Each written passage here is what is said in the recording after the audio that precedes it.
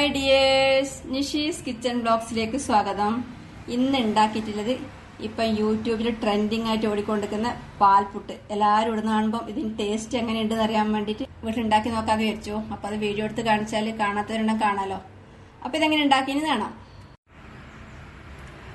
ഞാനിവിടെ ഒരു ബൗളിലേക്ക് 1 കപ്പ് പുട്ടുപൊടി എടുത്തിട്ടുണ്ട്. ഇതിലേക്ക് ആവശ്യത്തിന് ഉപ്പ് ചേർത്ത് മിക്സ് ചെയ്യാം.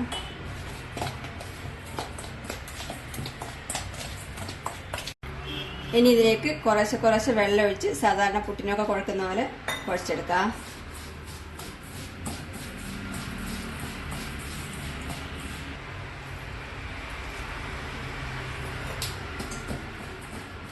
ഇപ്പോൾ പുട്ടുപൊടി പാകത്തിന് കുഴച്ചെടുത്തിട്ടുണ്ട്. ഇതിന് മാറ്റി വെക്കാം. ഇനി അടുപ്പത്ത് ഒരു പാനിൽ 2 ടീസ്പൂൺ നെയ്യ് ഒഴിച്ച് ചൂടാക്കി കുറച്ച് അണ്ടിപ്പരിപ്പ് മുറിച്ചതിട്ട് വറുത്തെടുക്കാം.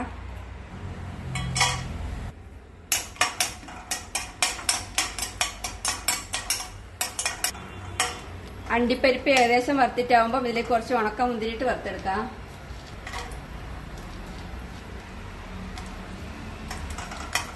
ഈ അണ്ടിപ്പരിപ്പ് മുന്തിരിയും ചേർത്താൽ നല്ല ടേസ്റ്റ് ആയിരിക്കും. ഇഷ്ടമില്ലാത്തവർക്ക് ഒഴിവാക്കി ചെയ്യാം, നിർബന്ധമില്ല. ഉണക്ക മുന്തിരി വറുത്തിട്ടാവുമ്പോൾ ഇതിലേക്ക് 1/2 കപ്പ് തേങ്ങ ചിരകിതിട്ട് വറുത്തെടുക്കാം.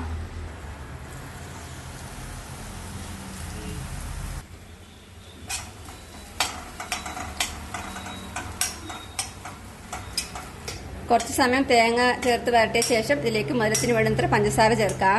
തേങ്ങ അധികം ബ്രൗൺ ഒന്നും ആവണ്ട, നല്ല ചൂടായ മാത്രം മതി.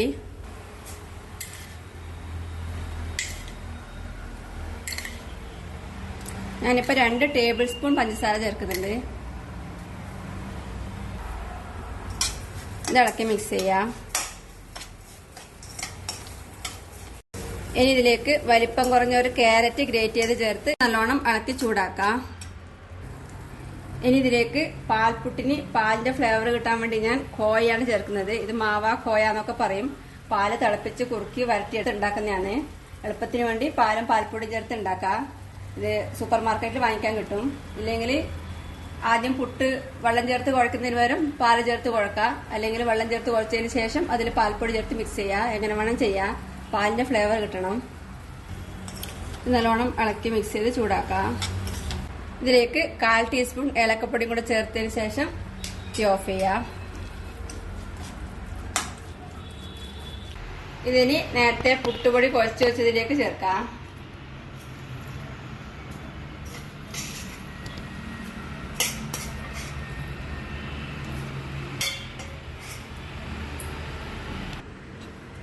ഇനി ഇതെല്ലാം കൂടി മിക്സ് ചെയ്യാം.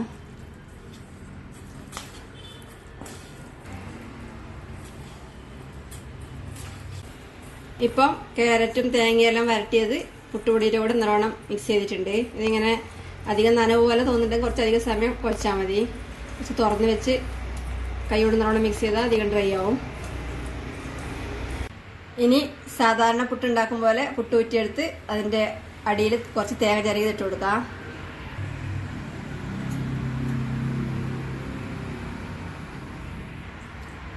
ഇതിൻ്റെ മേലെ റെഡിയാക്കി വെച്ച പുട്ടിൻ്റെ കൂട്ട് ഇട്ട് കൊടുക്കാം.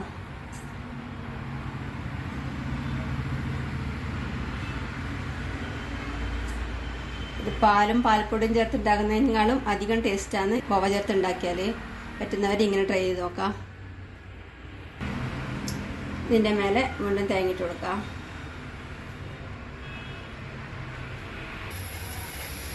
ഇതിന് വേവിച്ചെടുക്കാം. ഞാനിവിടെ അടുപ്പത്ത് ഒരു പുട്ട് ഊറ്റിയിട്ട് വെള്ളം വെച്ച് തിളപ്പിച്ചിട്ടുണ്ട്. അതിൻ്റെ മേലെ വെച്ച് ആവി കയറ്റി വേവിച്ചെടുക്കാം.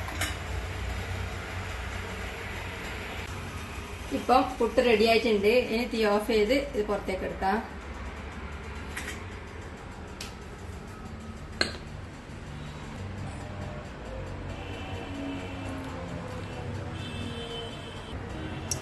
ഇനി വേറെ പ്ലേറ്റിൽ കമത്താം.